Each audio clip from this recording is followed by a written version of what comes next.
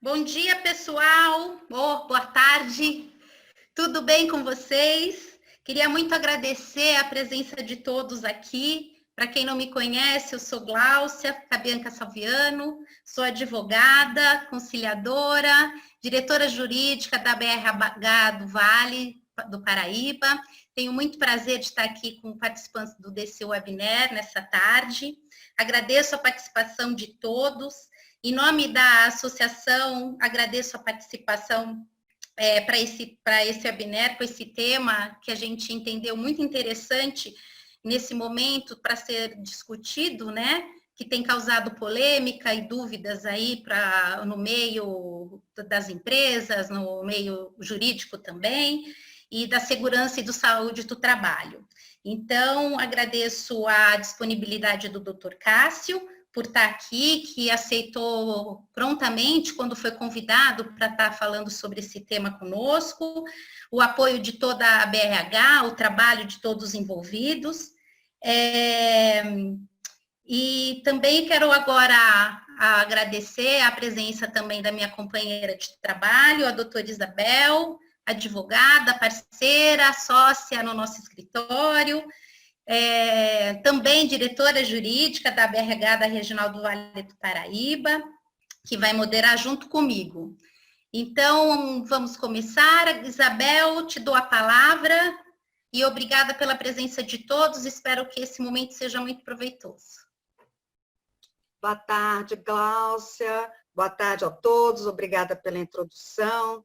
Eu gostaria de apresentar o nosso palestrante de hoje, que é o Dr. Cássio Sanches Watanabe. Ele é médico do trabalho, com especialização pela USP, titulado pela ANAMT, perito médico, com especialização pela Santa Casa de São Paulo, psiquiatra pela Associação Brasileira de Psiquiatria.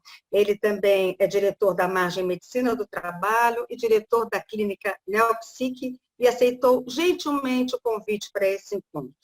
Lembramos aos nossos associados que depois deste encontro teremos uma mesa redonda exclusiva. Caso você, associado, ainda não tenha se inscrito, ainda até há tempo, pode enviar um e-mail para eventos@abrhsp.org.br e solicitar a participação. Doutor, boa tarde. Passo a palavra ao senhor. Boa tarde, gostaria de agradecer o convite, né, a doutora Isabel, a doutora Gláucia.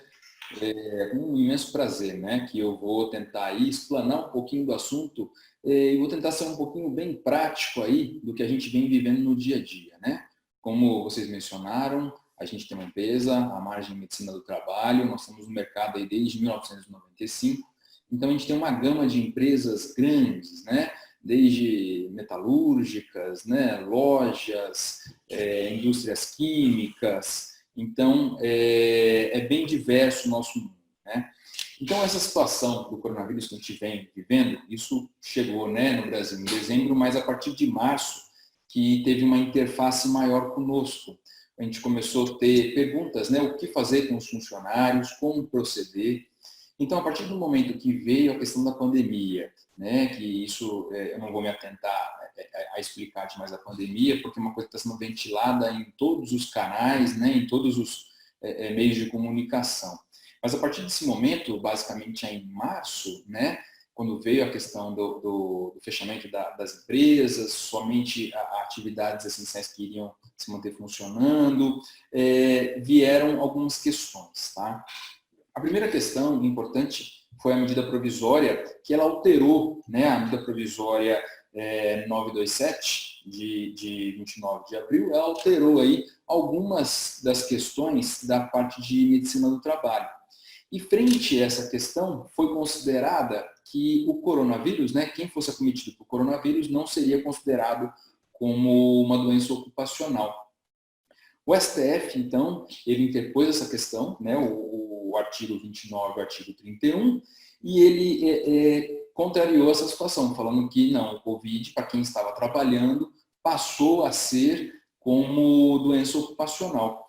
E então a nossa demanda, frente a essa preocupação, cresceu muito, porque assim, como no meio de uma pandemia, nós vamos incluir, né, quem adoecer por Covid como doença ocupacional.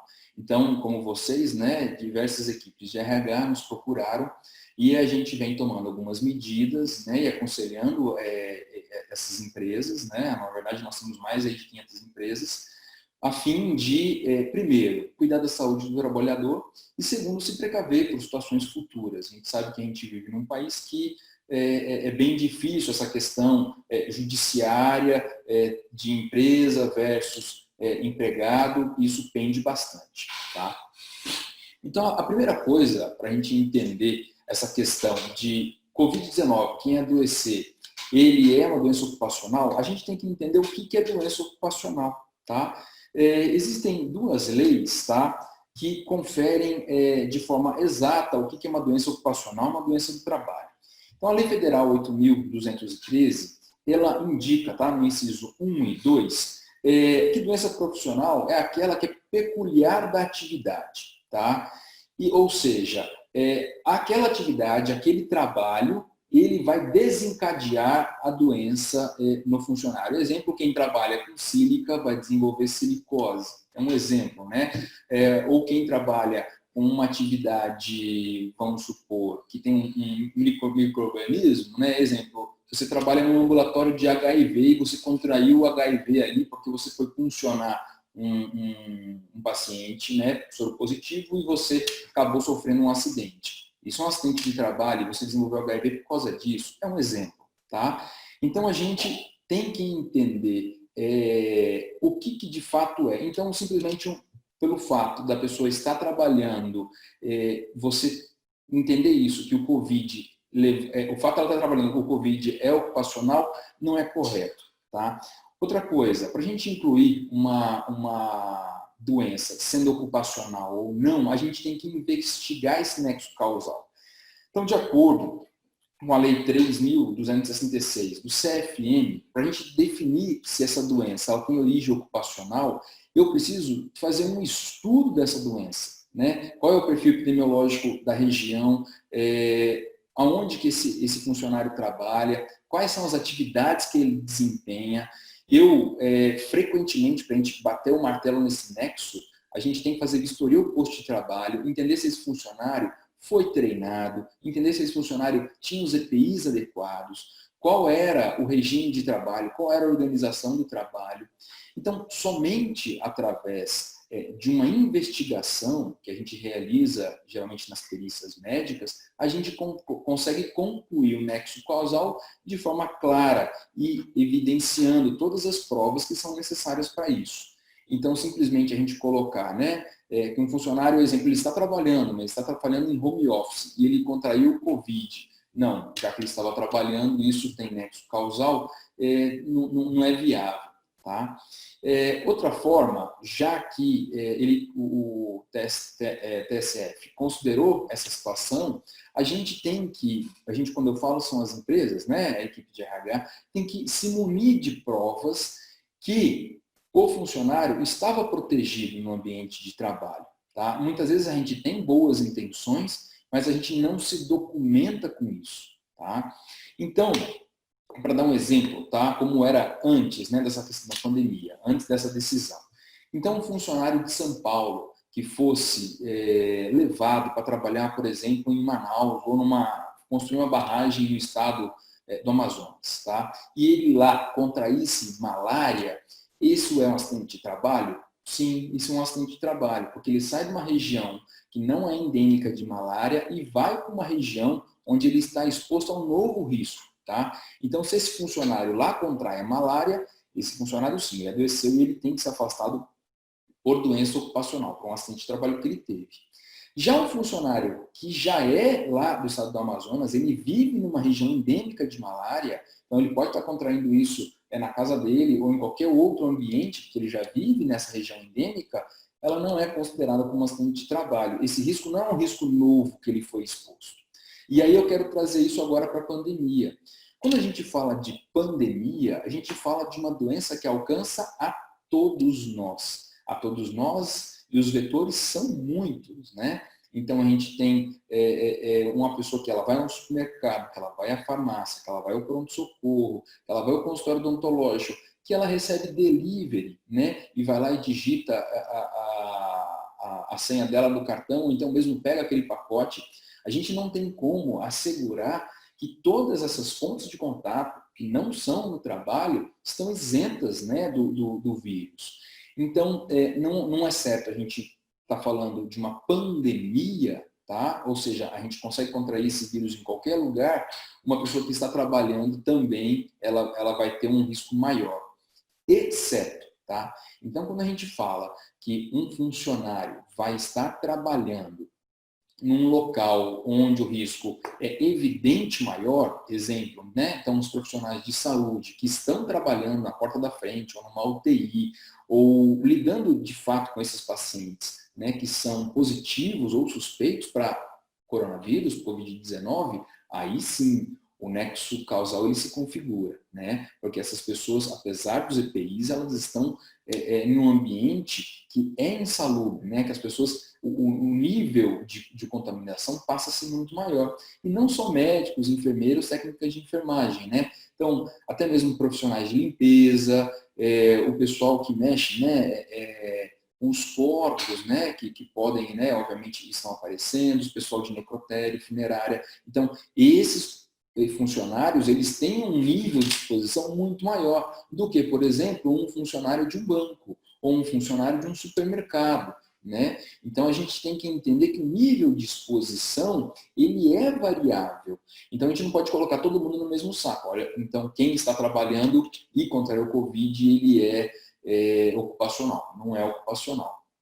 Então, a gente tem sido questionado pelas empresas, né? E agora, como podemos proceder com essa situação? A gente foi atrás de artigos, né, revisões, orientações da OMS, do Ministério da Saúde, do Ministério da Economia, para entender, né, até mesmo da própria ANAND, para entender como lidar com essa situação. Tá? Existem algumas empresas que estão sendo interpeladas aí por sindicato, o sindicato solicitando que a empresa feche porque tem um caso com Covid, né? Então, as pessoas têm que entender que o Covid, ele está em qualquer lugar. Então, não é no meu trabalho, não, ele pode estar na casa do seu irmão, que você está indo visitar ele, entendeu? Ou na padaria que você está indo comprar seu pão. A gente tem que se proteger como um todo. O trabalho, o local de trabalho, ele não é mais ou menos especial. Ele é tão perigoso quanto, digamos assim, outros ambientes, exceto, como já falei, né, os hospitais onde essa região o pessoal está circulando e já com sintomas de Covid e Covid positivo. Tá? O que a gente recomenda às empresas, então, são documentar todas as ações que vem fazendo, tá, para proteger o colaborador. Tá? Então, por exemplo, a recomendação, né, de lavar a mão com frequência, utilização de álcool gel, manter distanciamento entre um colaborador e outro, restringir a entrada das pessoas. Isso a gente está falando, né, dos serviços essenciais. Mas agora, né, a gente teve hoje o pronunciamento, né, do governador João Dória e do prefeito de São Paulo, e vão começar a abrir novos pontos, né? Novos pontos comerciais vão começar a ser abertos e essa revisão vai ser sistemática. Então, é de suma importância que a gente, né, inclusive está disponibilizando no site da Margem, www.margem-med.com.br, quais são as medidas que devem ser tomadas, tá? Mediante aí a orientação do Ministério da Saúde. Então, como já falei, lavar as mãos, colocar álcool gel, distanciamento entre as pessoas, fazer, às vezes, o rodízio dos funcionários, diminuir o fluxo de entrada das pessoas, menor exposição, né? Quanto mais a gente entender o que a gente pode fazer para afastar as pessoas, melhor. Lá também a gente orienta, por exemplo, no refeitório, como fazer a refeição. Então, todos os colaboradores têm que fazer um rodízio do refeitório. Não pode todo mundo para o refeitório na mesma hora, né, para ter esse espaçamento. Não utilizar, compartilhar utensílios. Obviamente, né, não se cumprimentar, o beijo, o aperto de mão, isso tudo tem que ser levado a sério. O uso de máscara, tá? O uso de máscara tem surgido muitas dúvidas. Então, eu forneço uma máscara para o meu colaborador, uma máscara, que máscara que é? De tecido, né? Porque o Ministério da Saúde permitiu a máscara de tecido. Então, a gente sabe, uma das questões que o pessoal me pergunta muito é quanto tempo eu preciso trocar a máscara, né? Então, a máscara se troca de quanto em quanto tempo? Em média, gente, a máscara ela dura de 1 a 4 horas, tá? Então, a gente geralmente recomenda a cada 2 horas trocar a máscara. Isso depende da função, isso depende da utilização da máscara. Então, se o colaborador trabalha numa sala sozinho, ele vai usar muito menos a máscara, né? Então, essa máscara ela vai umedecer mais devagar. Um funcionário que a gente vê que trabalha na cozinha, às vezes ele precisa trocar essa máscara de hora em hora ou cada meia hora, porque o calor ali faz a máscara umedecer bastante, né?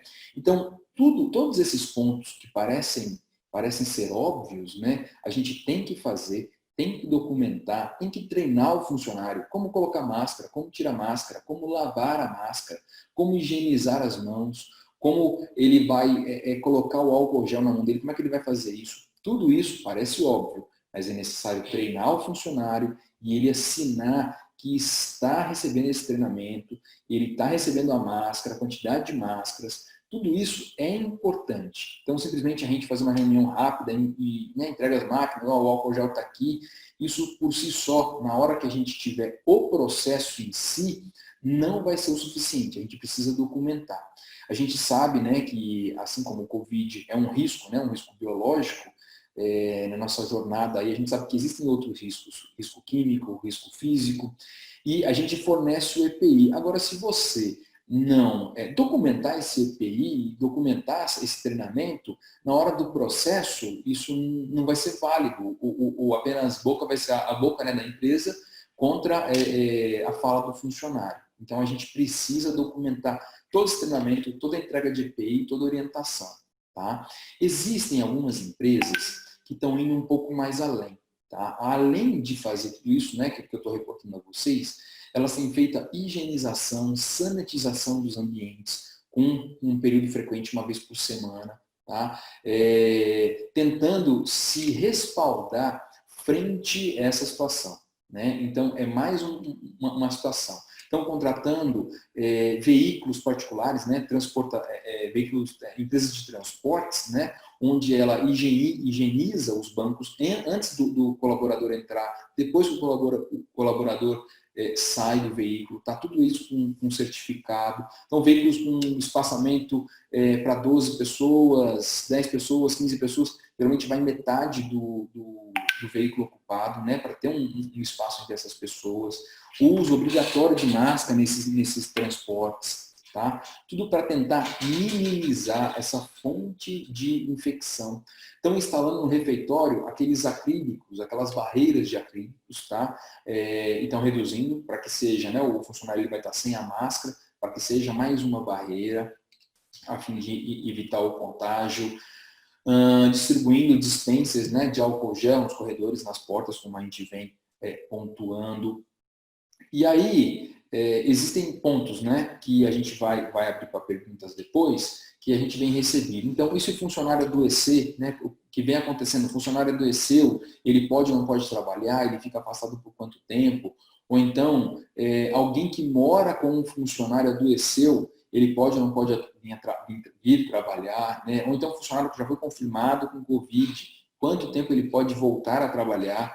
Então, todas essas questões é interessante a gente abordar, porque o RH ele vem apresentando essas dificuldades, que não é uma dificuldade do RH, isso é uma dificuldade que todos nós, né, da parte de medicina do trabalho, o jurídico e até mesmo aí, né, os órgãos que tentam nos auxiliar com essa questão. Até esse ponto, alguma questão, alguma pergunta que você gostaria de fazer? Doutor, temos já aqui algumas perguntas que talvez seja bom já introduzirmos. Uma das perguntas aqui é anônima, qual é a conduta que se deve ter para quem apresenta os sintomas? E também, dentro da mesma pergunta, mesmo que essa pessoa não apresente sintomas, mas que se saiba que teve contato com pessoas ou que tiveram sintomas ou que adoeceram. Qual seria a conduta ideal?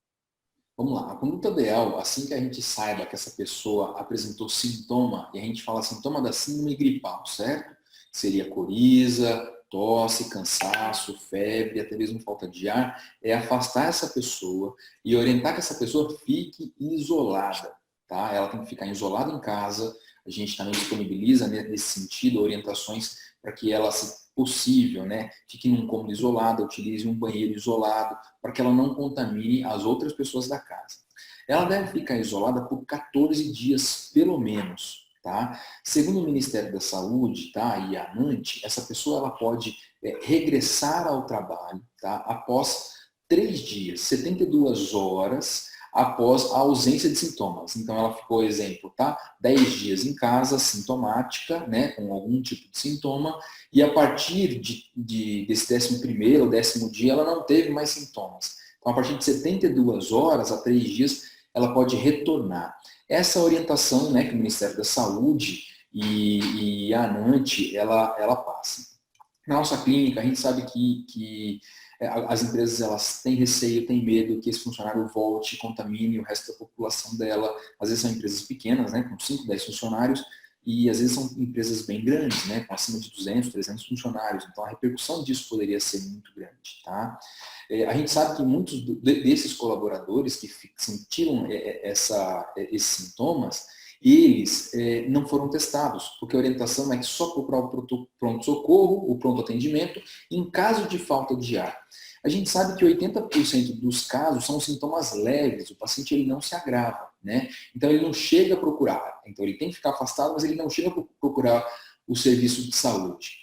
A gente está recomendando, né, que passado esse tempo de 72 horas, a gente, de repente, se tiver algum sintoma ainda, qualquer coisa, a gente pede até 7 dias do paciente estar aí assintomático para evitar essa questão, pelo menos 7 dias de assintomático, para evitar essa questão aí de contaminação, tá? Mas lembrando, o Ministério da Saúde e a ANANT recomendam 72 horas.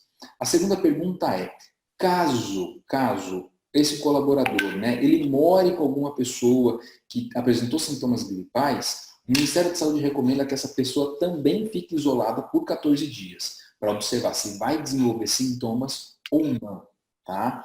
Então, essa pergunta, ela vem batendo, né, frequentemente na gente, então a gente orienta 14 dias de isolamento também. Outra pergunta, muito obrigada, doutor. Outra pergunta que eu achei bastante interessante, se seria adequado, se seria interessante que as empresas mantivessem, propiciassem e obtivessem uma certificação de treinamento e capacitação para o enfrentamento da Covid. Seria, na verdade, acho que a doutora Glaucia quer falar conosco. Abre o áudio. O áudio está fechado. Deixa eu abrir o áudio, desculpa. Só completando essa pergunta que a Isabel acabou de fazer, é só para esclarecer que, juntamente com o entendimento do Supremo Tribunal, entendendo o que é uma doença ocupacional, ele também abriu e entendeu a necessidade de intensificar as fiscalizações para aumentar a segurança e a saúde no ambiente de trabalho. Então, eu entendo e quero que o senhor fale sobre isso, desta importância das empresas estarem ou não se preocupando em atualizar a sua documentação ocupacional,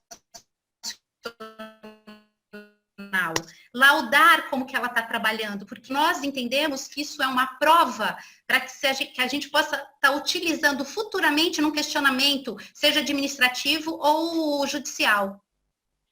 Sim. É isso mesmo? Né, as duas perguntas se convergem, é fundamental, tá? Então, a gente já tem trabalhado com algumas empresas que nos solicitaram, tá? Essa questão de certificação, que tudo, entre aspas, está sendo cumprido, tá? Então, geralmente a gente, inclusive, atua com uma infectologista nos auxiliando, tá? Porque se tiver alguma informação mais recente frente à questão do Covid, ela está nos apoiando e certificando que aquelas ações, tá, que estão sendo realizadas pela empresa, elas estão sendo cumpridas. A gente tem elaborado um documento, tá, inclusive para estar oferecendo aí às empresas, entendeu?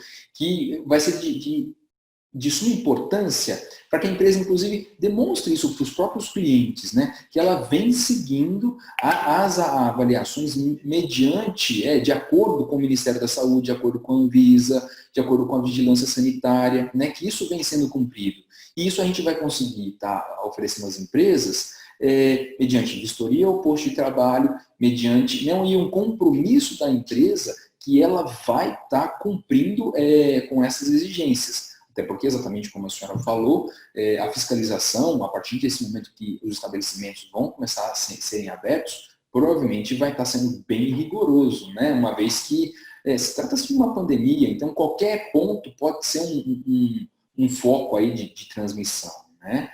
Então, é legal sim, tá? Tá com todo mundo, como eu já falei, todas as atividades documentadas, nós podemos assessorar, né? A parte de medicina do trabalho aí das empresas devem assessorar suas empresas, né? Seus clientes aí, nesse sentido, de prestar esse treinamento, de prestar essa orientação e até mesmo essa certificação pela empresa de acordo com os órgãos aí, Ministério da Saúde, Anvisa, Vigilância Sanitária, né?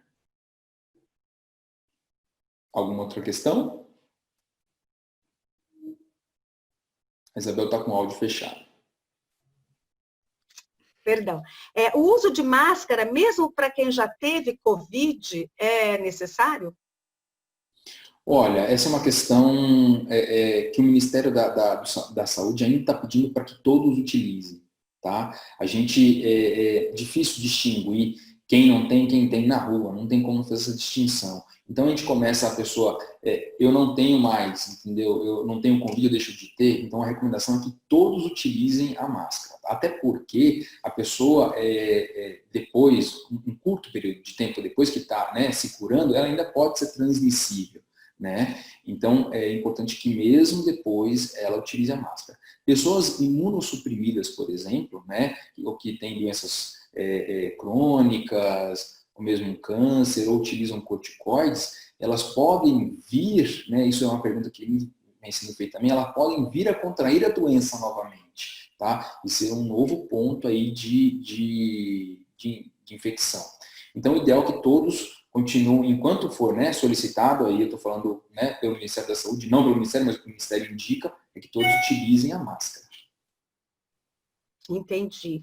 Doutora, tem uma pergunta aqui de uma pessoa que gostaria de ter um pouco de melhor esclarecimento, não em ambiente empresarial, mas em ambiente doméstico, com empregados domésticos. Qual seria a melhor conduta? Nós todos estamos enfrentando isso nas nossas casas, há pessoas, inclusive, que têm idosos com cuidadores, ou pessoas, enfim, que têm crianças que precisam de uma certa maneira, de algum acompanhamento. Qual seria a melhor conduta no caso desses funcionários? Olha, doutora Glaucia, acho que vai complementar. Eu vou complementar, aproveitando a deixa, pelo seguinte, que a gente não pode esquecer que hoje se tornou muito comum e usual o trabalho em sistema de home office. E os empregadores têm que tomar muito cuidado quando eles destinam um funcionário para prestar serviço em home office, porque eles também têm que fazer com que os empregados assinem um termo de responsabilidade com relação a tomar cuidados para evitar a doença em seus lares. Doenças, acidentes domésticos, tá certo? Então, se o senhor conseguir colocar tanto como ao lado do doméstico, que a gente vive em casa, como desse ponto da importância do empregador, tá fazendo com que o seu funcionário assine o termo de responsabilidade para evitar problema futuro, eu agradeço também. Joia. Vamos primeiro, então, ver essa questão dos trabalhadores domésticos, né? Então, na verdade, quando a gente coloca um trabalhador, não um trabalhador, mas uma pessoa que está vindo de fora para dentro da casa, tá? Na verdade, você está correndo um risco. Então, esse é o primeiro ponto, né? A gente não pode ignorar essa situação, tá? Agora, caso isso não seja, né, seja necessário, seja fundamental, como cuidador de idosos ou crianças, né, que precisam aí de auxílio, esse colaborador, então, primeira coisa, ele tem que estar assintomático. Se ele apresentar algum sintoma, ele não deve vir, tá, para a residência. Segundo ponto, ele deve vir à residência no trajeto, né, sempre utilizando álcool gel, sempre utilizando máscara, tá? Chegando na residência, ele deve trocar de roupa e se higienizar, tá? Trocar de máscara, tem que ser a máscara e a roupa que ele vai utilizar na residência. Então, ele higieniza as mãos, os braços, troca a máscara, O sapato, ele deve utilizar um outro sapato, as vestes ele deve trocar, utilizar uma outras vestes, porque ele não deve tentar evitar ao máximo trazer essa contaminação do trajeto, né, para casa. Dentro da residência, ele deve utilizar a máscara o tempo inteiro, tá? Para evitar que as partículas, as gotículas, elas se disseminem por esse ambiente. Porque geralmente quem está em casa, ele está em confinamento, né? Então, a probabilidade dele estar portando aí o vírus é bem menor, né? Então, ele utiliza a máscara. Quando ele for, né, ele deve manter, se possível, né, a distância necessária, a utilização da máscara, a lavagem das mãos, o álcool gel, como a gente já pontuou, e quando ele for embora, a mesma coisa. Chegando na casa dele, a mesma coisa. Ele tira a roupa, aquela roupa que ele fez o translado, coloca essa roupa para lavar, o sapato não deve entrar em casa, para que ele também não leve a contaminação da rua para a casa dele. Tá? Esse é o primeiro ponto que a gente deve colocar. Quanto à questão do home office, é importante sim, né, ele estar atento quais são as condições, né, horário de iniciar o home office, horário de terminar o home office, quais as atividades que ele deve fazer, qual é o meio de contato, né, se é via celular, computador, aplicativo, que ele vai se comunicar. Aí entra uma questão organizacional, que a gente vem aí, o trabalho de home office ele era comum, mas não tão habitual como é atualmente, né? Então a gente tem que conversar bem com esse colaborador para que nesse trabalho ele não pique o trabalho dele durante o dia e termine o trabalho durante a noite. Se ele cortar a rotina, ele misturar a rotina dele com a rotina do trabalho, né, ele vai acabar se prejudicando e ele pode começar a vir ter alguma complicação, até mesmo insônia, alguma coisa nesse sentido. Tá? Alguma outra questão? Sim, doutor. Uma pergunta também ainda em relação à máscara. Algumas máscaras de tecido, né, que têm sido utilizadas, elas não têm nenhum tipo de certificação, né? Como se poderia utilizar essas máscaras com uma certeza maior da sua eficácia? Se existe algum tipo de teste que se possa fazer, principalmente mais para quem trabalha na área administrativa, né? Porque na área mesmo em frente de trabalho, ou mesmo fábrica, se usa mais as máscaras certificadas, mas na área administrativa, ou mesmo nas residências, né? Como que se poderia se ter uma certeza maior da funcionalidade dessas máscaras? Então, na verdade, existe, né, a máscara que a gente utiliza como EPI, então ela tem um CA, né, ela tem um certificado, que seria, né, a PFF1, a PFF2, a N95, então é diferente, né, ela está ali para estar protegendo o trabalhador também, né, então ela filtra as partículas, tá? Essa máscara caseira, a gente tem que entender que ela é uma proteção coletiva. A utilização da máscara caseira, eu estou impedindo que a minha saliva, a minha gotícula, né, ela contamine o ambiente, ela contamine uma pessoa que de repente esteja próxima a você, tá? Então, não há um certificado dessas máscaras caseiras, tá? O que é recomendado é que seja um tecido duplo, né, e que essa máscara seja trocada, seja lavada com sabão, depois colocar um pouco de molho com hipoclorito, isso tudo no site ali no download do nosso site, tem ali como fazer isso, tá? Mas não existe certificação. O que acontece? O ideal é que todo mundo utilizasse uma máscara certificada, né? Uma N95, onde ela consegue filtrar 95% das partículas. Mas a gente sabe que essas máscaras, primeiramente, elas estão escassas, não tem no mercado, o preço delas estão bem inacessíveis para a população em geral, né? Então, quem tem que utilizar essas máscaras é o pessoal da saúde que está num risco direto com quem tem Covid, né? Ainda bem, né, devido a essa determinação do Ministério da Saúde, liberou e indicou essa máscara de tecido. Caso contrário, não teria máscara, nem mesmo para a gente estar se protegendo aí no dia a dia, né? As pessoas que eu digo em geral, né? Certo.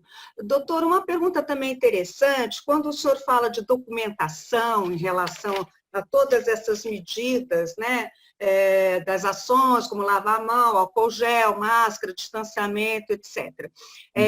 O funcionário, o colaborador, ele tem que assinar um termo, seria interessante que ele assinasse esse termo, né, não só do recebimento do EPI, como também de que ele foi devidamente orientado a como se utilizar esse equipamento, que ele recebeu esse treinamento, mas seria também interessante uma documentação audiovisual do treinamento tendo acontecido, isso é usual, isso é interessante que também se tenha? É interessante que você tenha o manual de treinamento, né, impresso, tá? Então, assim, a gente no nosso próprio site disponibiliza esse material audiovisual, né, digamos, figuras, né, de como lavar a mão, de como utilizar o álcool gel, tá? Então, é interessante que esse material seja disponibilizado, né, você tenha como comprovar com o material.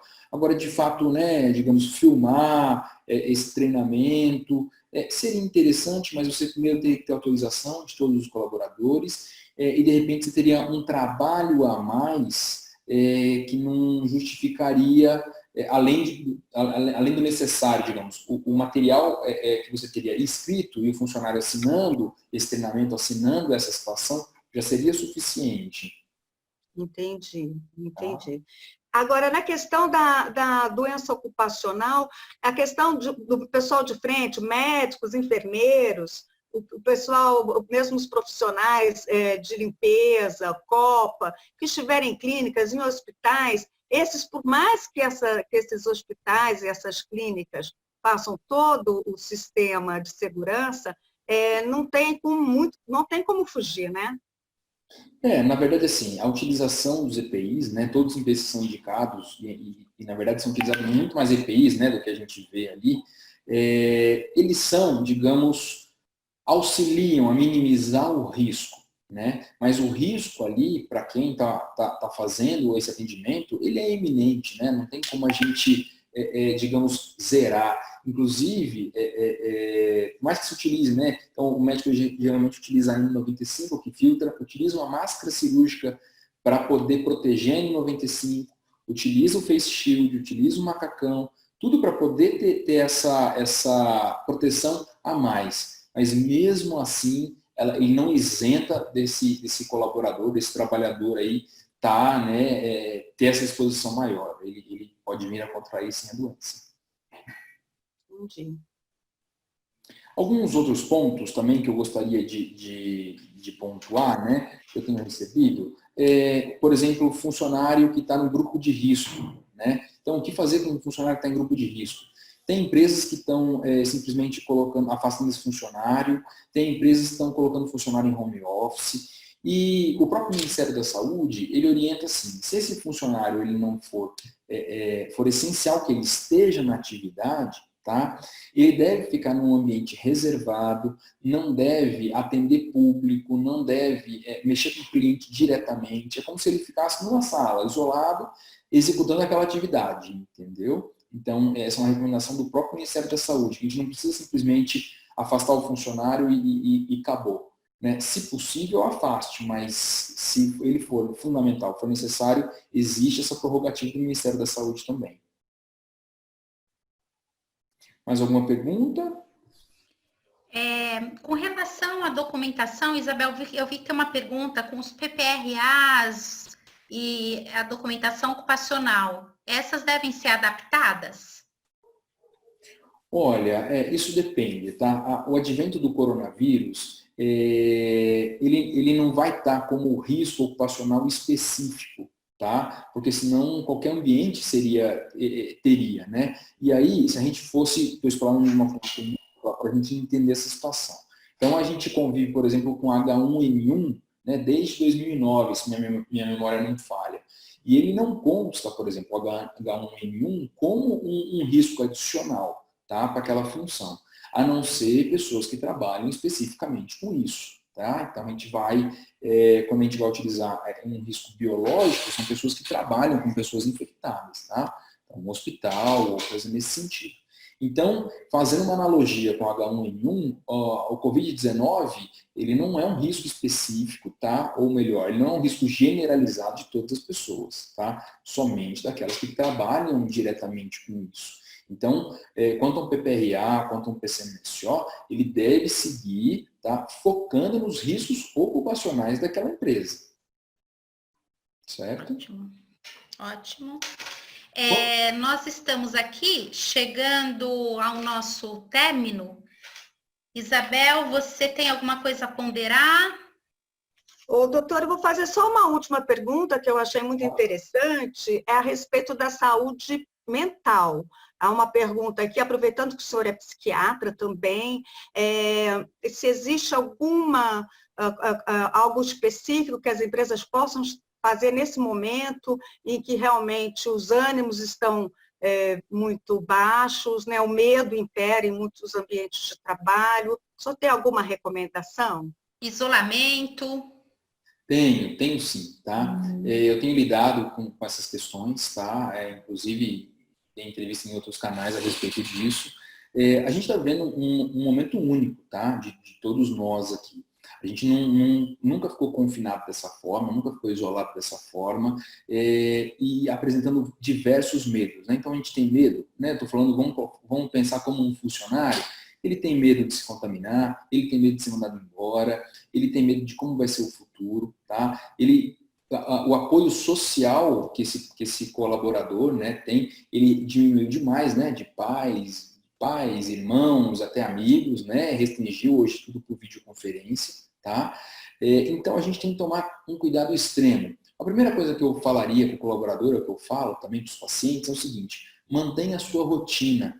Evite tirar o colaborador e o colaborador evita de sair da rotina. Então, assim, ele vai trabalhar fora daquele ambiente de rotina, exemplo, né, das 8 às 5 da tarde, isso é ruim para ele. Então, acordar na mesma hora, as grandes refeições fazerem nos horários habituais, né, o almoço, o café da manhã, a janta ou o lanche da noite, né, sempre manter isso. E dormir na hora certa, tá? Então, às vezes a gente está em casa e a gente sabe quem está em casa, a maioria das pessoas, né, possuem filhos ou possui alguém para cuidar, então tem ali aquela função doméstica, mais a função do trabalho, mais lidar com toda essa pressão, né, que a gente vem sofrendo. Então a gente tem que tentar amenizar, conduzir nosso pensamento de forma positiva, dominar nosso pensamento, né, com um sonho, com um projeto para o futuro. Eu tenho ouvido questões do seguinte sentido também, que os funcionários estão em trabalhar em home office, alguns funcionários, né, dessas empresas estão afastados e o trabalho deles tende a se sobrecarregar. Então, evitar essa questão de sobrecarga do serviço de home office também, para a gente não ter um problema, né, psiquiátrico aí no futuro. Tá? A gente sabe que essa pandemia, em alguns estudos dos países, tem aumentado transtornos depressivos e ansiosos em 33% dos casos, tá?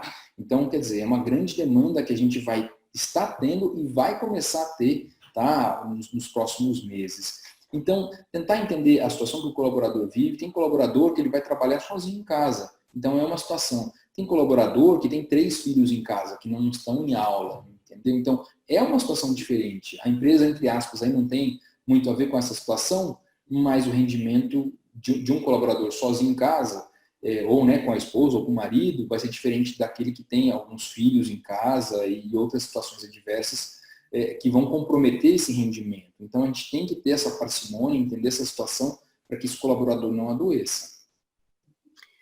Doutor Cássio, muito obrigada, viu, pelas suas excelentes colocações. Nós tivemos uma participação aqui muito grande, tem um grande número de perguntas que, infelizmente, não temos tempo mais de responder neste momento, mas que os participantes podem encaminhar para o e-mail que foi colocado no nosso chat. Vamos lembrar aqui ainda aos associados que vamos continuar depois desse encontro com um momento exclusivo para os associados. Os que não se inscreveram ainda podem enviar um e-mail para eventos@abrhsp.org.br. Com você, Glau. Áudio. Desculpa. Obrigada, doutor Cássio, pela sua participação. Obrigada, doutora Isabel. Obrigada aí pelos telespectadores que enriqueceram esse momento com as perguntas, com as participações. É só para lembrar que esse vídeo vai estar disponível no canal do YouTube da BRH São Paulo.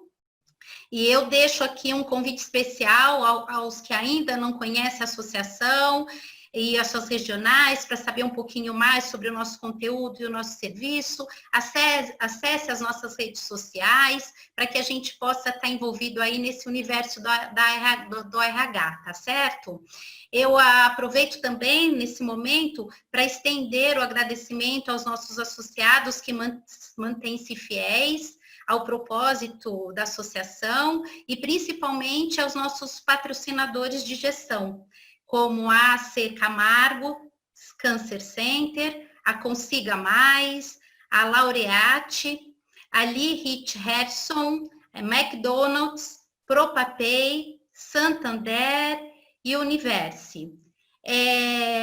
Eu quero lembrar também que na semana do RH, que vai acontecer entre o dia 2 de junho a 5 de junho, haverá uma programação especial. Então, os interessados, vai ser uma semana com muito conteúdo, muitas palestras com pessoas de renome, para pedir para que as pessoas que têm interesse acessar as redes sociais da BRH, para que se informem um pouquinho mais, tá certo? Então, mais uma vez, obrigada. Agora a gente vai dar continuidade à mesa redonda. Quero agradecer mais uma vez a presença do Dr. Cássio, essa oportunidade. Quero agradecer a Deus, porque nos permitiu estar aqui com saúde e que a gente possa, juntos, colaborarem um com o outro para que a gente saia desse momento mais fortes e mais com aprendizado maior também. Boa noite a todos, viu? Boa noite, agradeço o convite.